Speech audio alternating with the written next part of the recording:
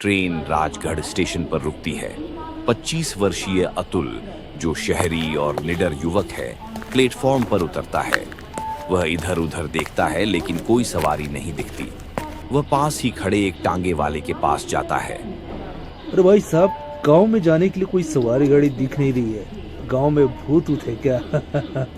बाबूजी, लगता है आपको पता नहीं है, पूरे 14 के 14 गांव दहशत में हैं और आज शरद पूर्णिमा की रात है और उस रास्ते में जाना मतलब अपनी मौत को बुलावा देना है। टांगे वाला जल्दी से अपना तांगा घुमाकर चला जाता है।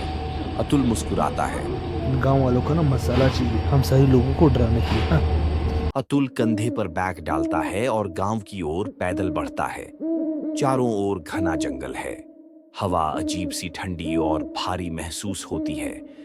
तभी अचानक हवा में एक तेज महक फैलती है, जैसे किसी सुहागन की चूड़ियों और गजरे की खुशबू हो। अतुल उस खुशबू की ओर खींचता चला जाता है। कुछ ही देर में वह एक सुनसान टूटा फूटा शादी का मंडप देखता है। वहां एक दुल्हन लाल जोड़े में खड़ी है, पीठ उसकी ओर है। अतुल को महसूस होता है कि वह किसी अजीब शक्ति के वश में आ चुका है। बिना सोचे समझे वह आगे बढ़ता है। दुल्हन धीरे धीरे मुड़ती है और अतुल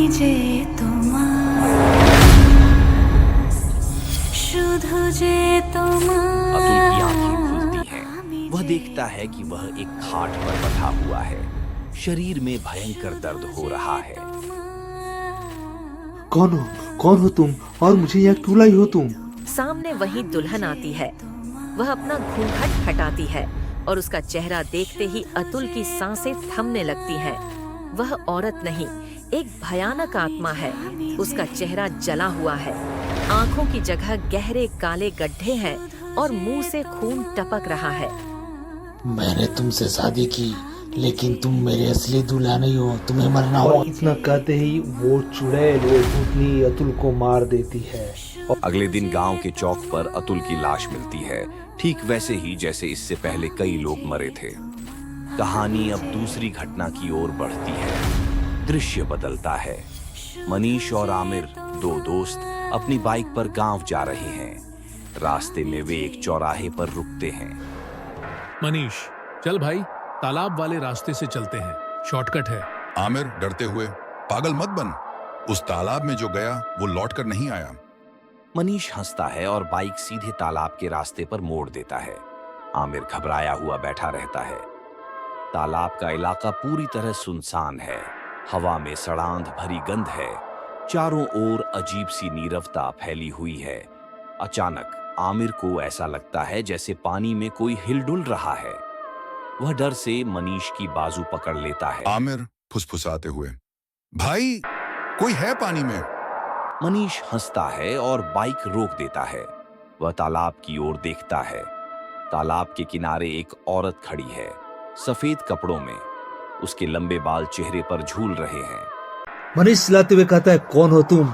तुमने मुझे बच्चा कैसे बना दिया? छोड़ दो, जाने दो मुझे। मनीष भागता है, चुड़ैल उसके पीछे औरत कोई जवाब नहीं देती। धीरे धीरे वह पानी में उतरने लगती है। मनीष और आमिर के शरीर में सिहरन दौड़ जाती है। अचानक औरत अपना चेहरा उठाती है।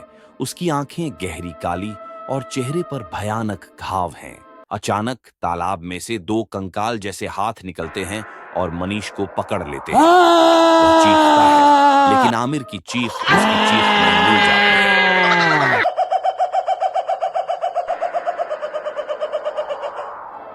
क्या भाई लगता है कि इन दोनों लोगों को भी उस प्यासी चुड़ैल ने मार दिया? हाँ, तुम सही बोल रहे हो। इनकी चप्पलें और बाइक ही दिख रही है ना? गांव वो के प्यासी बुजुर्ग चुड़ैल चौपाल पर बैठे हैं। कोई कह रहा है कि वो दुल्हन अपनी अधूरी शादी पूरी करने के लिए लड़कों को मार देती है। कोई कह रहा है कि तालाब में मरी औरत अब चुड़ैल बन गई है। लेकिन सच क्या है, ये कोई नहीं जानता, या शायद कोई जानना नहीं चाहता। अगर आपको ये कहानी पसंद आई हो तो वीडियो को लाइक करें, चैनल को सब्सक्राइब करें और कमेंट में बताएं कि अगली कहानी किस बारे में होनी चाहिए। मेरे YouTube चैनल को सब्सक्राइब करो, वरना मैं तुम्हारे घर में आकर तुम्हें पकड़ लूंगा।